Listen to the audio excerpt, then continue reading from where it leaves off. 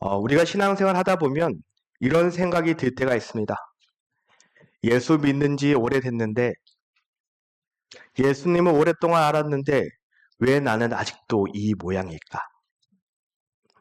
분명히 예수님을 사랑한다라고 고백하고 나는 말씀대로 살고 싶다라고 합니다. 그런데 어느 순간 화가 나고, 누군가를 원망하고, 걱정하고, 시기하는 우리 자신을 발견합니다. 분명히 하나님만 의지하겠다라고 결심하였습니다.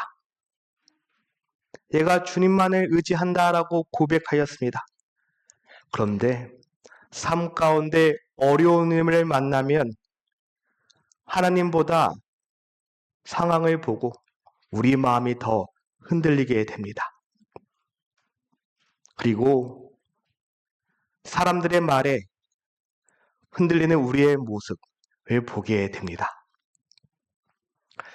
지난 한 주간을 살아가면서 우리 가운데 그런 모습은 없었는지요? 그런 모습을 발견할 때마다 우리는 낙심합니다. 나는 왜 이렇게 변하지 않을까? 나는 정말 신앙이 있는 사람이 맞을까? 내가 그러고도 목사인가? 그러나 오늘 바울은 우리에게 중요한 사실 하나를 가르쳐 줍니다. 그리스도인의 삶은 죄가 없는 삶이 아니라 죄와 싸우는 삶이라고 합니다. 성령께서 우리 안에 계시면 더 이상 죄를 당연하게 여기지 않습니다. 죄와 싸우게 되고 그 싸움 속에서 조금씩 몸부림치면서 그리스도를 닮아가려고 노력합니다. 오늘 본문은 바로 그 싸움과 변화에 대해서 말씀하고 있습니다. 이 땅에 살아가는 동안에 우리는 어떠한 싸움의 기술을 가지고 살아야 하느냐? 갈라디아서 전체 핵심은 무엇이라 했습니까? 복음이라고 하였습니다. 가스펠. 복음, 기쁜 소식입니다. 바울은 우리가 구원받은 것은 오직 예수 그리스도의 은혜로 말미암았다라는 사실을 계속해서 전하고 있습니다. 그리고 바울은 거기서 멈추지 않습니다. 복음은 단지 우리를 구원하는 능력뿐만 아니라 우리를 변화시키는 능력도 있다라는 사실을 전합니다. 믿으십니까? 어떤 사람들은 은혜로 구원받았다 하면 이제 어떻게 살아도 상관없는 것 아닌가라고 생각합니다. 하지만 바울은 오늘 본문에서 그 생각이 잘못되었다라고 합니다. 참된 복음은 그리고 사람이 자기 마음대로 살게 만들지 않습니다. 놓지 않습니다. 오히려 성령께서 우리 안에, 여러분 안에 역사하셔서 우리의 마음과 나의 삶을 바꾸시고 점점 우리가 그리스도를 닮아가는 삶을 살아가도록 역사하십니다. 그리고 오늘 본문은 그 변화가 어떻게 일어나는지를 보여줍니다. 바울은 먼저 우리 안에 일어나는 영적 전쟁에 대해서 말합니다. Spiritual warfare라고 합니다. 16절입니다. 너희는 성령을 따라 행하라. 그리하면 육체의 욕심을 이루지 아니하리라. 여기서 행하라라는 말은 한 번 순종하라는 뜻이 아닙니다. 계속해서 행하라라는 것을 말하고 있습니다. 일회성이 아니라 계속 하라라는 것입니다. 이것은 우리의 삶 전체를 성령님의 인도하심에 맡기라라는 인비테이션 초청입니다. 언제? 예배 시간뿐만 아니라 나의 가정 가운데, 나의 직장 가운데, 나의 사람을 만날 때, 그리고 내 삶 가운데 염려가 몰려올 때, 그 순간에도, 걱정, 근심 가운데도, 조바심이 있을 때에도, 그 순간에도 성령을 따라 살아가라라고 말씀합니다. 그때 우리에게 임하는 축복은 그리하면 축복입니다. 그리하면 축복은 누가 얻을 수 있습니까? 순종하라 행한 사람이 얻을 수 있게 되는 것입니다. 우리 안에 그 그리하면의 축복이 넘쳐나시길 바랍니다. 그리고 그 이유를 12절에 이렇게 말합니다. 육체의 소욕은 성령을 거스리고 성령은 육체를 거스리나니. 바울은 지금 우리 안에 있는 서로 다른 두 방향이 충돌하고 있다라고 합니다. 하나는 성령의 인도하심에 따라 살려고 하는 마음입니다. 그리고 다른 하나는 하나님 없이 내 뜻대로 살고 싶어하는 육체의 마음입니다. 여기서 육체는 단순한 우리의 몸이 아니라 우리 안에 있는 죄된 본성을 말하고 있습니다. 내가 내 삶의 주인이 되고 싶어하는 마음, 우리의 옛사람의 모습을 말하고 있습니다. 예수님을 믿기 전에는 이 육체가 우리를 지배하였습니다. 그렇지 않습니까? 우리 마음대로 살았지 않았습니까? 그러나 성령께서 우리 안에 오신 후에는 우리는 달라졌습니다. 달라지지 않았습니까? 아멘. 여기 확신이 없으세요? 이제는 두 마음이 이제 충돌합니다. 어떻게 충돌할까요? 화를 내고 싶은데 내 안에 참으려는 마음이 있습니다. 누군가를 미워하고 싶은데 내 안에 용서하는 마음이 듭니다. 걱정하고 싶은데 어떡하지 걱정하고 싶은데 하나님을 신뢰하라는 음성이 들립니다. 이것이 두 마음이 충돌하는 모습 아닙니까? 그래서 갈등이 생깁니다. 누군가는 이 갈등 때문에 낙심합니다. 그런데 이 갈등 자체가 성령님께서 우리 안에 계시다는, 살아있다라는 증거이기도 합니다. 죽은 물고기 보셨습니까? 죽은 물고기는 물살을 따라 떠내려 갑니다. 근데 살아있는 물고기는 그 물살을 거슬러 올라가기도 합니다. 마찬가지입니다. 우리 안에 갈등이 있다는 것, 우리는 내 마음 가운데 죄와 싸우기 위해서 몸부림치고 있고 영적인 생명이 우리 안에 있다라는 증거입니다. 18절에 바울은 성령이 인도하시는 바가 되면 율법 아래 있지 아니하리라 라고 말합니다. 율법은 밖에서 명령하지만 성령은 우리 안에서 역사하십니다. 율법은 이렇게 살아가야 된다라고도 말하지만 하지만 성령은 우리 안에서 새로운 마음을 주셔서 그렇게 살아갈 수 있도록 도와주십니다.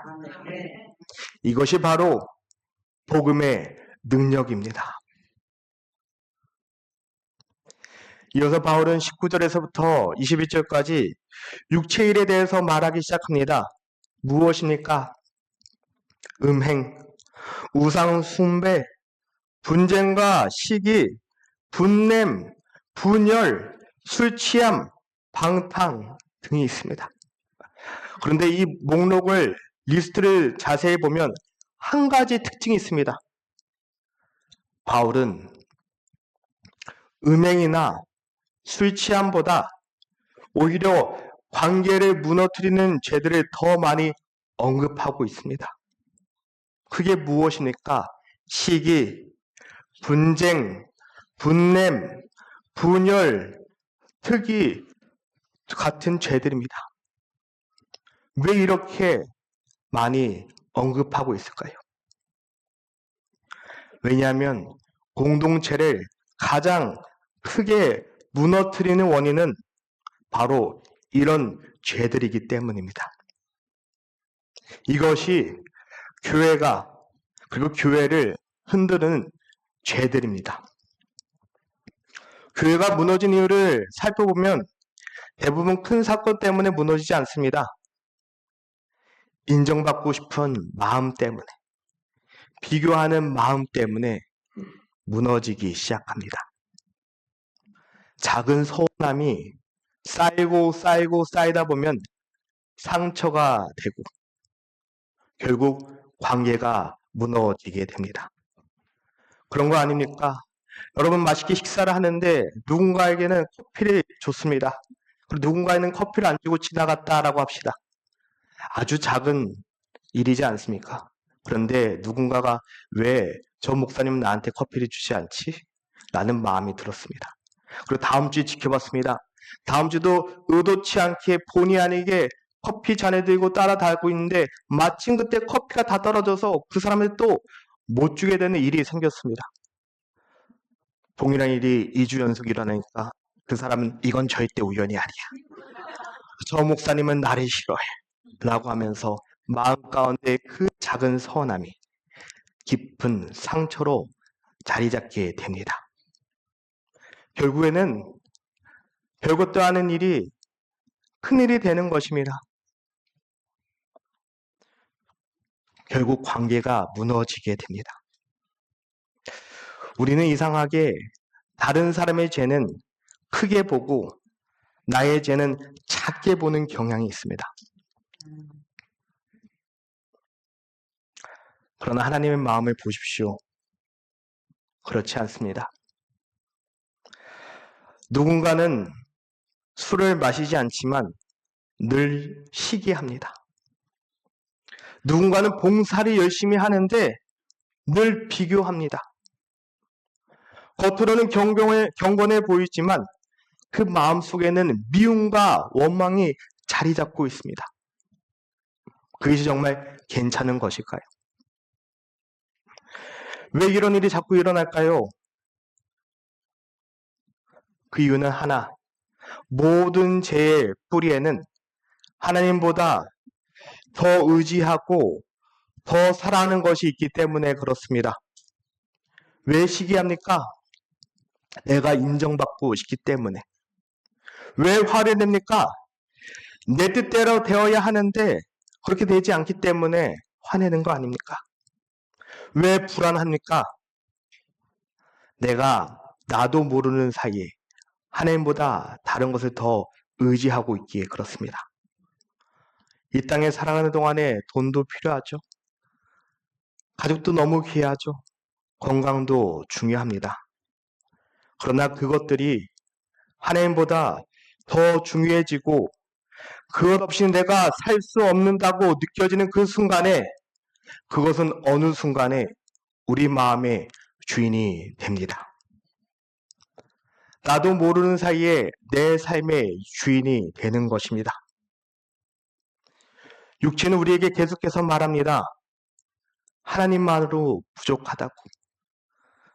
그때는 지금과 달랐다고. 이제는 하나님만으로 부족하다고. 이것이 있어야 행복하다고. 이것이 있어야 안전하다고.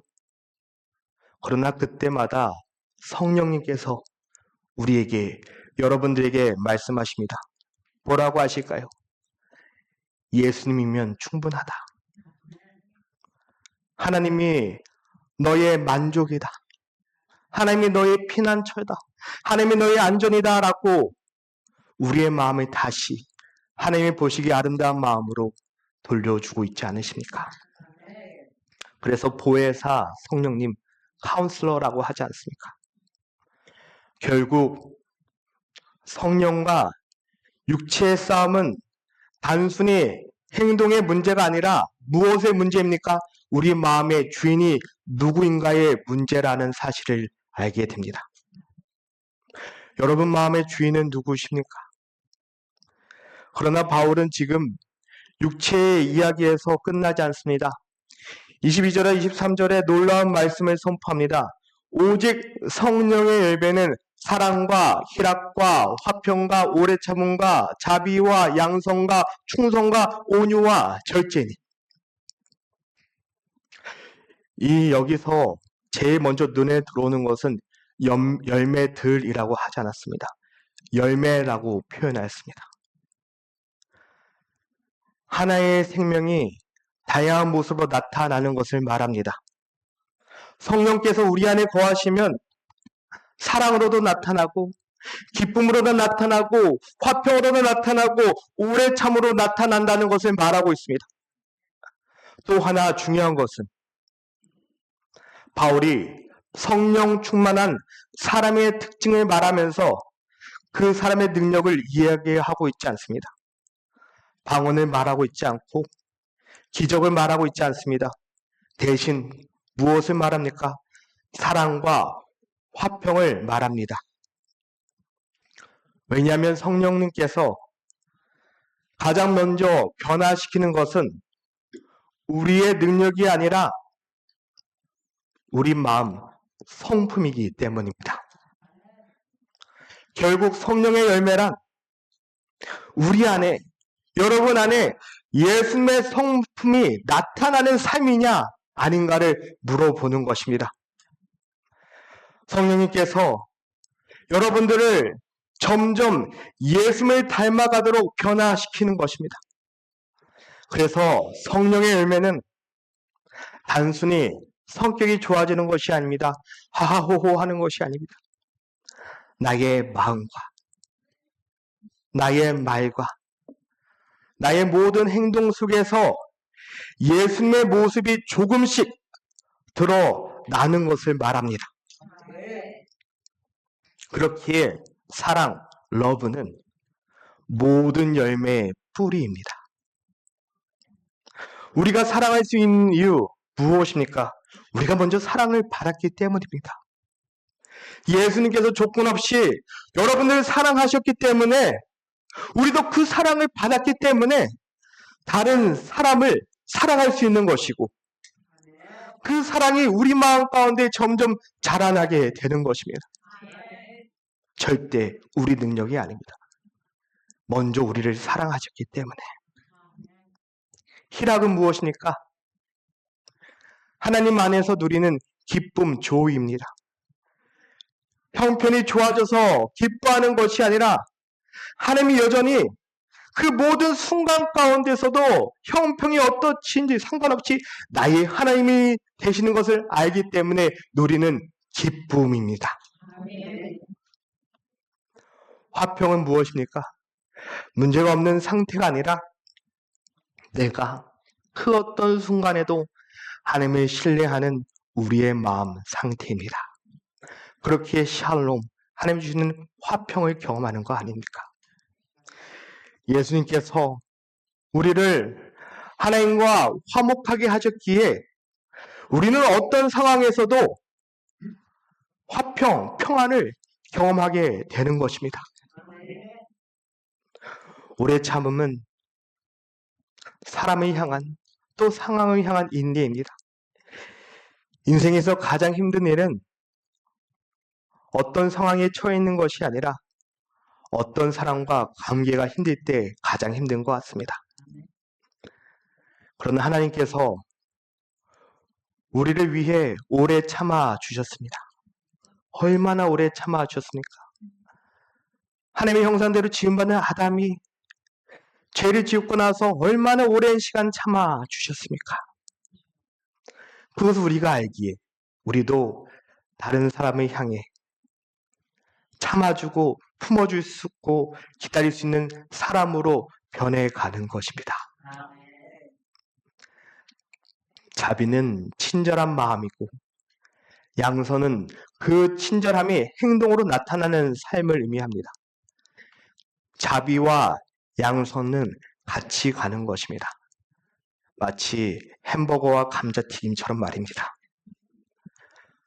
충성은 꾸준한 신실함입니다. 기분 좋을 때만 하는 것이 아니라 꾸준하게 신실하게 하나님의 그 사명을 감당하는 것. 온유는 내가 능히 어떻게 할 수 있는 힘이 있지만 내가 모든 것을 하나님께 맡기는 태도입니다. 절제는 무엇입니까? 내가 욕망에 끌려가지 않고 하나님 안에 나의 마음을 다스리는 능력입니다.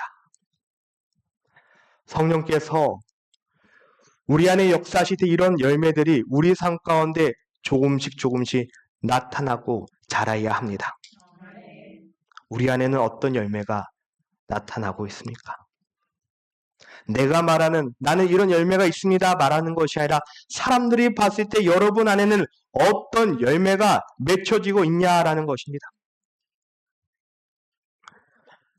그렇다면 이런 열매는 어떻게 맺히는 것일까요?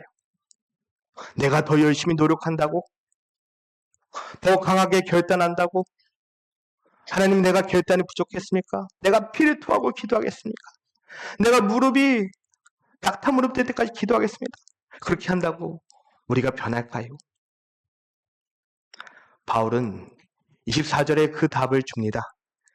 그리스도 예수의 사람들은 육체와 함께 그 정욕과 탐심을 십자가에 못 박았느니라. 성령의 열매는 의지력의 결과가 아닙니다. 그것은 바로 십자가의 결과입니다.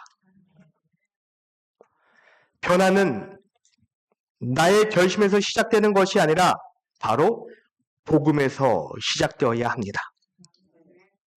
우리의 육체를 십자가에 못 박는 것, 내 안에 우상을 발견하고 모든 걸 십자가 앞에 내려놓는 그곳에서부터 시작되어야 합니다. 여러분 삶을 살펴봅시다. 내가 무엇을 하나님보다 더 의지하고 있습니까? 내가 무엇을 하나님보다 더 붙들고 있습니까? 그것을 발견하게 됩니다. 그리고 그 자리에 바로 예수 그리스도를 모셔와야 합니다. 하나님, 내 삶의 주인이 내가 아니라 주님이신데 그곳에 다른 것을 놓았습니다. 그것이 우상 숭배 아닙니까? 이 땅에 살아가면서 어찌 시기와 질투가 올라오지 않을 때가 있겠습니까? 단순히 시기하지 말아야지 하고 참으려고 하면 한 번은 참아지겠죠. 두 번은 참아지겠죠. 그런데 오래가지 못합니다. 언젠가 그동안 참았던 것들이 용수철처럼 팍 하면서 더 크게 나타나게 됩니다. 그러면 그때 우리는 이렇게 질문해야 됩니다. 나는 왜 지금 시기하고 있는가? 나는 왜 이런 마음이 내 마음 가운데 있는가? 비유, 인정받고 싶어하는 마음 때문입니다. 누군가 비교하고 이기고 싶어하는 마음 때문입니다. 내가 가진 것보다 다른 사람이 가진 것이 더 커 보이기 때문에 그렇습니다. 그렇지 않습니까? 우리 온맘내 친교팀에서 떡을 잘랐습니다. 근데 내가 받아갔는데 옆에 있는 사람의 떡이 보니까 왠지 더 커 보이는 거 아닙니까? 맘 같으면 자리 가져와서 사이즈를 재고 싶지만 내가 이 떡을 먹으면서 저 사람 떡 왜 더 크지? 늘 우리는 내가 가진 것보다 누군가 가진 것이 더 커 보이고 좋아 보입니다. 그 모든 마음 속에 하나님보다 더 붙들고 있는 것이 있다면 그것이 무엇인지 우리는 꼭 알아야 합니다. 발견해야 합니다. 그리고 그 자리에 십자가를 다시 가져와야 합니다. 그리고 그곳에서 다시 복음을 붙들고 나아가야 합니다. 그런 마음이 우리 마음 가운데 자리 잡을 때 이렇게 고백하면 어떨까요? 나는 이미 예수님 안에서 인정받았어. 나는 이미 하나님의 사랑받는 자녀야. 나는 이미 예수님이 있기 때문에 그것으로 충분해 라고 고백한다면 그 모든 마음들이 다 흘러갈 줄 믿습니다. 이 복음이 우리 마음 깊이 자리 잡을 때까지 우리는 더욱더 예수님을 바라봐야 하고, 더 깊이 자리 잡을 때 나도 모르는 사이에, 아무리 내가 노력해도 안 됐는데 나도 모르는 사이에 우리의 행동과 모습이 변화되기 시작합니다. 그리고 다시 바라봅니다. 예수님이 얼마나 귀한 분이신지. 그분은 알면 알아갈수록 우리 마음 가운데 있었던 세상 가운데 있는 우상들은 힘을 잃어버리게 됩니다. 내 마음 가운데 흔들리는 것은 어쩌면 우리가 예수님을 더욱더 붙잡기보다는 나도 모르는 사이에 그 우상들을 붙잡고 있는 나 자신이기도 합니다. 그래서 성령의 열매를 맺는 비결은 내가 더 애쓰는 것이 아니라 더 깊이 복음을, 말씀을 묵상하는 것입니다. 묵상이라 하였습니다. 묵상, 히브리어 하가입니다. 이 하가의 말의 어는 쫓아가면 대색이다. 마치 소가 풀을 뜯어먹고 대색임질하는 것처럼 하나님의 말씀은 내가 한 번 듣고 끝나는 것이 아니라 하루 종일 대색임질하는 것입니다. 그 대색임질할 때 나의 삶 가운데 그 말씀이 우리의 마음의 밭에 뿌리가 내리게 되는 것입니다. 예수님께서 나를 위해 십자가에 죽으셨구나. 그 보혈의 피로 내가 씻음 받았구나. 이제 나는 하나님의 자녀구나. 라는 것을 묵상하며 되새기며 오늘 흔들리지 않게 살아갈 수 있게 되는 것입니다. 사람들은 다 버려도 하나님께서는 나를 절대 버리지 않으신다는 그 사실, 그 마음이 우리 믿음의 밭에 깊이 새겨질 때 그때 바로 성령의 열매가 맺히기 시작합니다. 25절에서 바울은 만일 우리가 성령으로 살면 또한 성령으로 행할지니 라고 합니다. 이미 성령으로 생명 얻었다면 이제 성령의 인도하심 따라 살아가야 한다라고 합니다. 성령의 인도하심 따라 살아간다는 것 무엇을 의미할까요? 성령께서 여러분에게 사랑하라라고 하면 사랑하면 됩니다. 성령께서 여러분에게 용서하라고 하면 용서하면 됩니다. 성령께서 여러분 마음 가운데 섬기라고 하면 섬기면 됩니다. 그것이 바로 성령의 인도하심 따라 살아가는 것입니다. 그런데 우리는 그때 어떻게 합니까? 성령께서 사랑하라고 하면 왜 사랑해야 돼요? 저희 하면 나한테 얼마나 힘들게 했는데 주님 모르세요. 왜 용서하라고 하세요? 주님은 나만 이렇게 힘들게 하시네요. 섬기라 한다면 주님 내가 얼마나 오랫동안 섬겼는데 또 섬겨야 되냐고. 왜를 자꾸 붙이는 거 아닙니까? 성령을 따라 산다는 것, 왜가 아니라 그 순간에 나는 모르지만 모든 것 가운데 성령의 인도하심대로 순종하며 살아가는 것을 의미합니다. 성령의 인도하심대로 순종하며 경험하는 저와 여러분 되시길 바랍니다. 마지막으로 26절에 바울은 헛된 영광을 구하여 서로 노엽게 하거나 서로 투기하지 말지니라라고 경고합니다.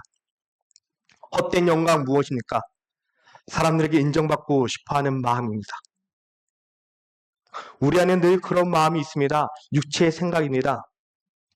근데 우리가 이제 성령의 사람이라면 달라져야 합니다.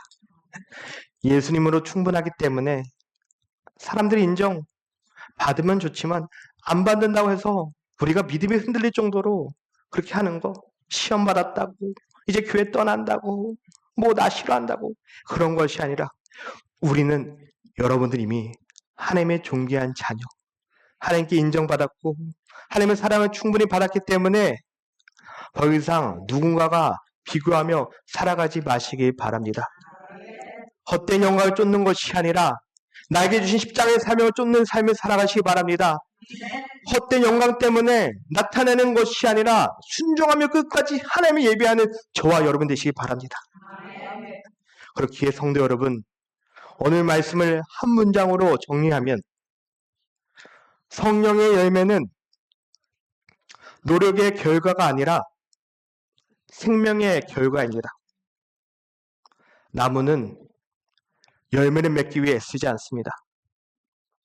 그냥 그 뿌리가 살아있으면 때가 되면 자연스럽게 열매를 맺게 됩니다. 우리의 뿌리 어디에 심겨지고 있습니까? 시냇가에 심은 나무는 물을 찾으려고 애쓰지 않습니다. 시냇가에 심겨졌기 때문에 그 뿌리를 통해서 물을 충분히 공급받는 것입니다. 우리가 예수 그리스도 안에 거하면 시냇가에 심겨진 나무처럼 우리 뿌리가 말씀 가운데 거하면 우리는 사람들한테 인정받기 위해 쓰는 것이 아니라 때가 되면 그 말씀을 통해서 내가 치유받고 위로받고 변화받아서 우리 안에 성령의 열매가 나타나게 될 줄 믿습니다. 그러므로 우리 이번 한 주를 살아가면서 매일매일 이렇게 물어보면 어떨까요? 나는 지금 이 순간에 무엇을 하나님보다 더 붙들고 있는가? 가족들하고 다툼 가운데 있을 때 그때 물어보십시오. 나는 지금 이 순간에 무엇을 더 붙들고 있는가? 그 이유 생각보다 쉽습니다. 내 자존심일 수 있습니다. 내 욕심일 수 있습니다. 내가 말한 진리일 수 있습니다. 그리고 내 삶 가운데 부족한 성령의 열매는 무엇인가? 그 자리에 다시 예수 그리스도를 바라보시기 바랍니다. 우리 마음이 다른 것을 체험받는 것이 아니라 다시 복음으로, 다시 예수 그리스도의 사랑으로, 다시 십자가의 은혜로 체험받음으로써 우리 이 땅에 살아가는 동안에 우리의 모습, 삶을 통해서 예수 그리스도의 모습이 나타나고 자연스럽게 우리 모두 성령의 열매를 맺으시는 저와 여러분이 되시길 주님으로 축원하여 드립니다.